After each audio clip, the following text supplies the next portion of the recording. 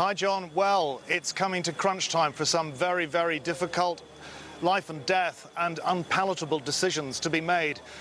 You can see the activity behind me here. For the last few hours, these rescue workers have been spooling about 5 kilometers of oxygen hose down deep into the cave because oxygen levels, we understand, in the chamber where the boys are and for the 100 or more rescue workers currently down there have gone dangerously low. Now, we've got a very small window left before the forecast monsoon rains hit. They're going to try to bring the boys out, we believe, at least some of them, before that happens, because when it does, it's torrential and the cave system will flood again. The only other option is going in from above. That's still being explored as a possibility, but right now, this is the main plan, and we would expect to see some of these boys hopefully emerging within the next day or so. But it is really touch and go. And this whole nation, again, absolutely hooked as it's become a massive global story. It's getting really frantic now as the nail-biting drama unfolding beneath a jungled mountain in North Thailand reaches possible denouement. These final preparations for the audacious extraction of the 12 boys and their football coach, with pumps draining cave chambers, rescue workers clearing debris and installing guide ropes before the inevitable, when monsoon rains lash down again. Time is not on their side. High above on the mountain ridge, the search is still on for a possible chimney, a pothole that might offer an alternative means of escape. But for now, Rescue Command is pressing ahead with Plan A, which involves Thai Navy divers training the trapped children to use scuba equipment and then shepherding them out one by one. The boys are reckoned to be about 4 kilometers into the cave network, around 2.5 miles, involving 6 hours of scrambling, climbing, swimming and diving. Rescuers have set up a command base as far in as they can. From then on, it gets tricky.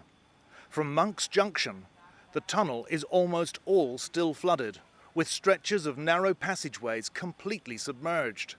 That's about 1,500 meters, roughly the equivalent of 60 lengths of your local swimming pool, largely underwater, through rocks, against a current, and in complete darkness. Water levels have already been lowered by 40%, which will give the boys more headspace above water. But one more sustained tropical downpour could undo all that's been achieved in the past few days of unseasonably dry weather, potentially trapping the boys deep down below for 4 months. We're draining water out all the time, but whatever we do, more keeps coming in. Our job is to keep pumping out water. It's the team inside who has to assess the safety level and whether the kids can travel through. We can't control the weather, and it's impossible to know when it will rain. The submersible pumps deep inside the cave complex have been working flat out for days now, trying to drain those passageways and chambers. And this is the spot the water comes gushing back out again. They have been really lucky with the weather. But with the Thai Meteorological Department forecasting a fresh deluge from Saturday, it'll likely all come gushing back in again. So, if they're going to start moving on this audacious Plan A to bring the boys out the way they came in, they'd better start moving soon. 8 years have elapsed since the miraculous rescue of 33 Chilean miners from a collapsed copper mine after 69 days. One of them, the irrepressible Super Mario, today sent a message to the boys. "May God bless you," said Mario Sepulveda. "We are praying for each of you and all of your families." As with that rescue in Chile, the entire world is now focused on the fate of the wild boar football team from Chiang Rai. The boys are trying to be brave, but they'll all know their ordeal's far from over.